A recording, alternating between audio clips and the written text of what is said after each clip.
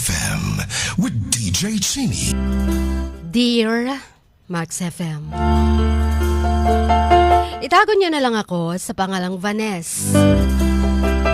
Turning 28 years old. At sana sa darating na birthday ko, magiging kontento ang puso ko. May boyfriend ako, Chin, for 8 years and 3 months. Itago natin siya sa pangalang MG. We were deeply in love. At least gusto kong paniwalaan na talagang in love siya sa akin. Nagplano na kaming magpakasal. This year sana. In fact, nag-agree na kami na gusto naming magka-baby agad. Nag-isip pa kami ng mga pangalan nila. Kung babae, isusunod ang pangalan ng nanay namin. Kung lalaki, sa mga tatay naman namin. Sa loob ng 8 years, ang buhay ko ay nakafocus lang kay MG. Siya yung mundo ko, buhay ko. He always came first sa lahat ng bagay. Lagi ko siyang inuuna kesa sa iba. Mga kaibigan ko, pamilya ko, karir ko, and even myself, pangalawa na. Siya ang laging una. My heart and mind were already set on having him as my husband. My lifetime partner. Nothing at wala ng iba at kung anumang bagay ang makakapag-change niyan. Siyempre, kilala na ako ng pamilya niya, ng kanyang mga kaibigan. Alam nila ang tungkol sa amin at tanggap nila ako. Mabait naman sila sa akin at tinatrato ako ng maayos. Naalala ko pa yung brothers niya at mga sisters niya. Pinakilala din ako sa mga kaibigan nila bilang future sister-in-law. Kaya ang pagkakaalakala ng marami. Ako at si MG ang magkakatuluyan in the end. Pero last year, bandang September, nagsimula ang madalas naming pag-aaway. Yung mga frequent fights over small things like kung saan kakain, ano ang panonoorin, o kikitain niya ba ako, magde-date ba kami o hindi na lang. Pinag-aawayan pa namin.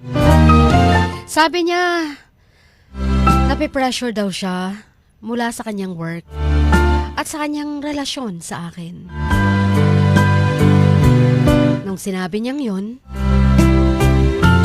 ewan ko ba, ang tapang kong sinabi sa kanya na, sige, mag-cool off muna tayo. I told him na, in the meantime, hindi muna ako tatawag sa kanya. Hindi muna ako mag-chat sa kanya. Lalong hindi muna ako makikipagkita sa kanya. Nasabi ko lang yun kasi galit ako.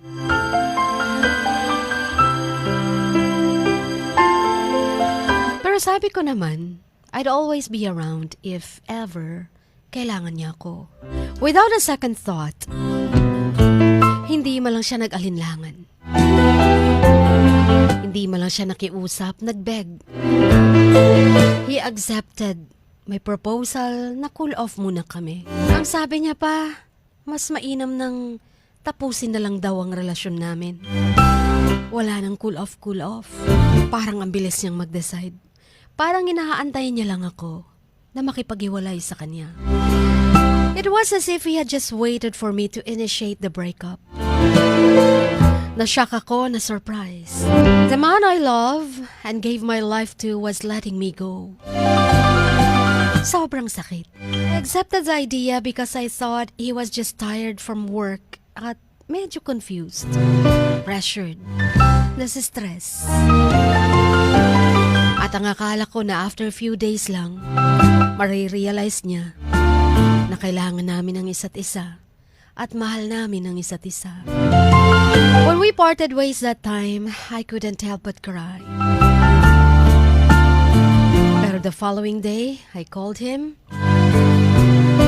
and asked him if we could still talk about it.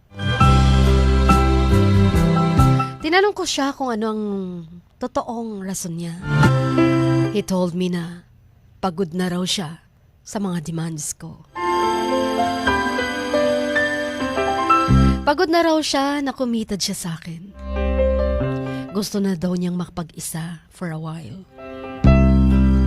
Sabi ko, sige, magbabago ako para sa'yo. Pero si MG, firm na ang desisyon niya na makipag-break up sa akin. After a month ng breakup namin, napag-usapan naming mag-meet sa isang place. Parang dinner meeting lang. Kaso, hindi siya nagpakita. Kahit ilang chat na ang meron ako sa kanya. Mini-miss call ko na siya, reminding him that I was waiting. Hanggang nagsara na lang ang mall. Umuwi na ako. And on my way, nakita ko siya. Nakita ko siyang may kasamang iba. Nakita ko siyang holding that woman's hands. That woman's hands, sobra nilang sweet.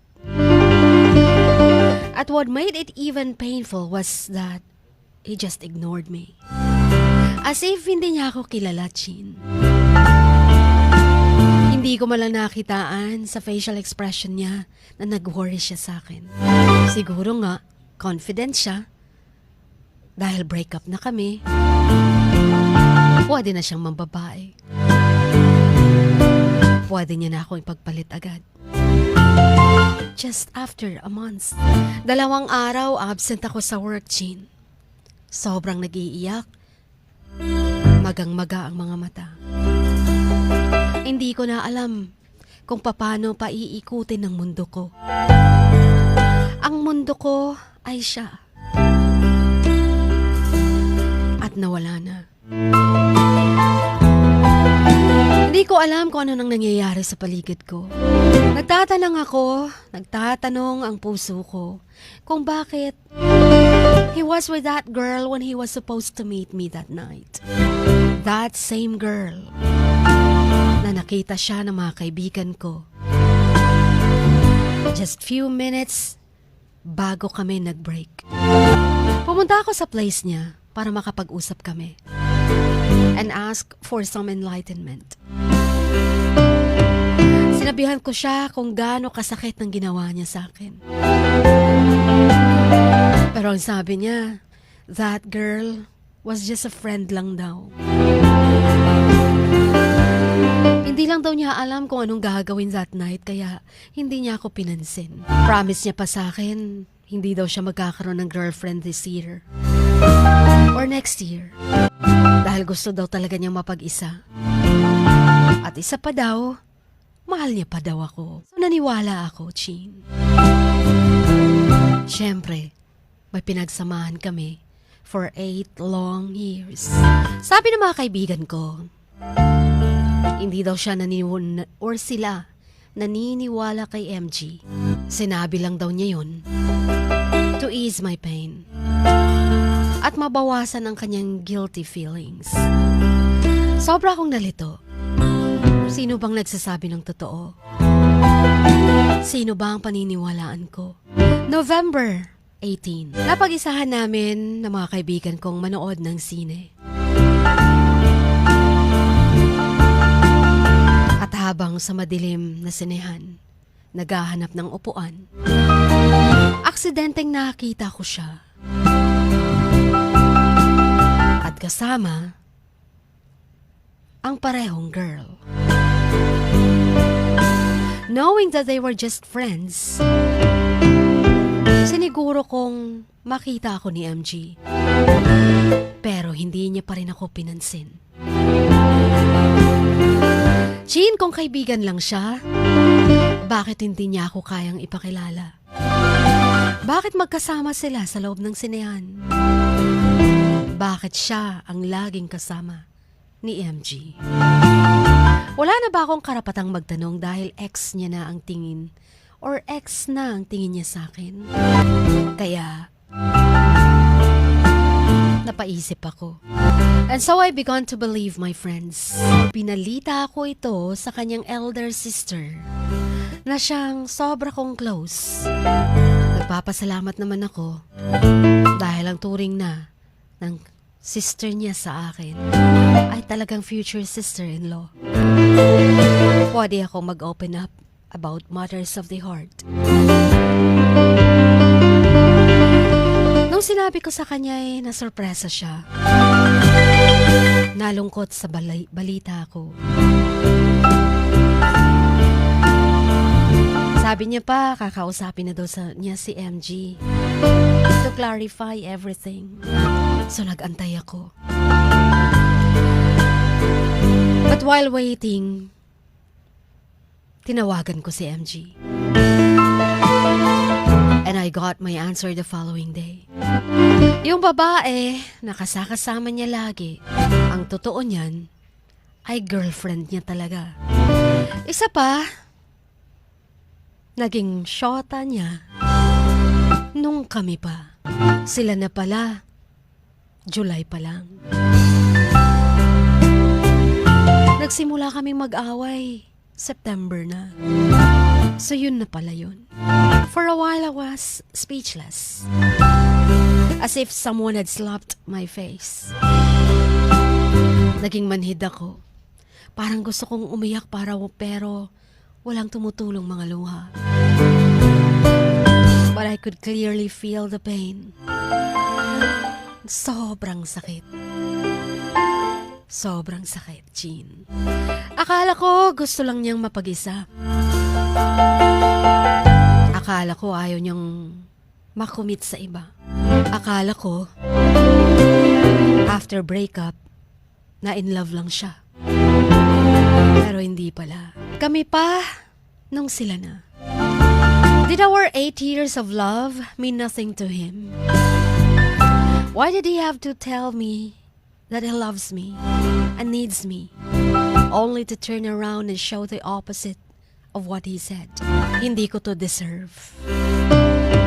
Umikot lang ang mundo ka sa kanya sa 8 years.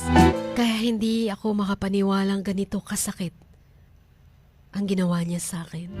And what's worst? Yung supposed to be na ika-9th month namin. Yun din pala ang day ng first month of their anniversary. Kahit ang mga kaibigan ko ay laging nasa akin at nagko-comfort sa akin, cheering me up. Pero ang nasa isip ko ay si MG at yung babae. They're always in my dreams and it's like a constant nightmare. Yun bang gusto kong mag-enjoy sa buhay ko? Gusto ko lang kalimutan sila. Gusto kong manood ng sine, pero silang naaalala ko. If I stay at home, it kills me to see my computer. Kasi si MG, laging gumagamit nun. Paano ba ako makaka-go on? Paano ako makakapag-move on? Is there really such a thing as a reckoning? May mga paraan ba para makalimutan ko siya agad? May mga paraan ba para makalimutan ko ang pain? Madalas naiisip ko, sana mamamatay na lang ako. Isang araw, hindi na ako magigising. Hindi na ako kumakain. Laging tulala. Lahat na ginawa ng pamilya ko para ma-comfort ako. Bumalik ang dating ako. But I'm really tired of pretending that I'm happy. Pretending that I'm brave. When in fact, I am not. Behind my laughter is a lonely heart. Inside me is a crying soul. Every day I go to sleep and wake up with a heavy heart. Kaya sana, wag na lang akong magising pa. Paano ko tatanggapin ang 8 years 8 years na mundo ko, biglang nawala. Paano ko tatanggapin na ang lalaking sobra kong mahal, naakala ko'y in love din sa akin, ay nagtaksil, ipinagpalit ako, at ganun lang itinapon ng 8 years namin. I need your advice. Paano nga ba mag-move on? Thank you very much sa pagbabasa po ng sulat ko. More power to your program, Chin. Hanggang dito na lamang ang inyong kamaks, Vanessa.